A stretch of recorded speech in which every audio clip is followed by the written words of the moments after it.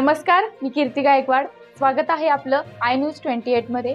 चला तर मग जाणून घेऊयात महाराष्ट्रातल्या ताज्या घडामोडी. राष्ट्रीय आर्थिक दुर्बल घटक शिष्यवृत्ती परीक्षेतील गुणवंत विद्यार्थ्यांचा सत्कार व गुणगौरव सोहळा पाडला. वैजापूर तालुक्यातील निंगोंडगाव येथील जिल्हा परिषद शाळांमधील राष्ट्रीय आर्थिक दुर्बल घटक शिष्यवृत्ती परीक्षेत 52 विद्यार्थीपैकी 47 विद्यार्थी उत्तीर्ण झाले. त्यांचा व शिक्षकांचा गुणगौरव सोहळा गावकऱ्यांच्या वतीने व शालेय व्यवस्थापन समितीच्या वतीने चांगल्या प्रकारे पार पडला.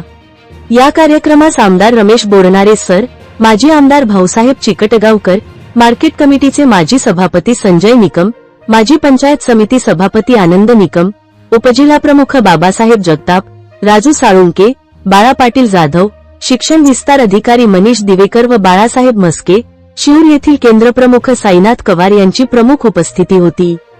तसेच शालेय व्यवस्थापन समिती अध्यक्ष विजय त्रिभुवन व समिती सदस्य, निमगावच्या शाळेच्या मुख्याध्यापिका सुरैया शेख, यशोदीप देशमुख, दादासाहेब जाधव, गणेश साळुंखे, राजाभाऊ पगारे, गणेश ठुबे, संजय घुगे, रुपाली खांडगौरे, तृप्ती व्यवहारे व या कार्यक्रमाचे सत्कारमूर्ती मनोहर लबडे, पूजा जगदाळे व शरद रेबडे या शिक्षकांची प्रमुख उपस्थिती होती.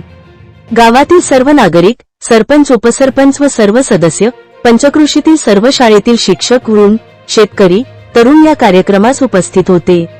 आमदारांच्या हस्ते सर्व विद्यार्थ्यांचा व शाळेतील शिक्षकाचा सन्मानचिन्ह व सन्मानपत्र देऊन सन्मान करण्यात आला.